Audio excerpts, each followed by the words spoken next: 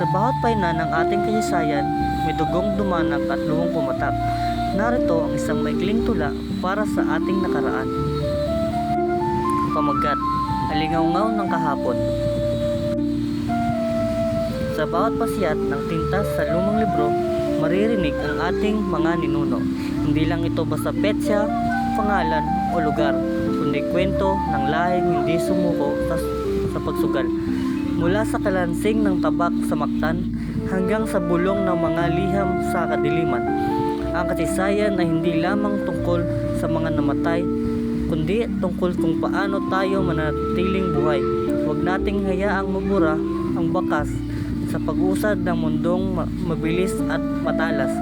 Ang nakaraan, ang sulo sa madilim na landas, gabay sa pagbuo ng mas maliwanag na bukas.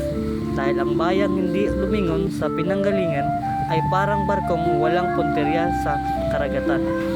Pahalagahan ang bawat pahina, ang bawat kwento, dahil ang kasaysayan ay ang tibok ng puso mo.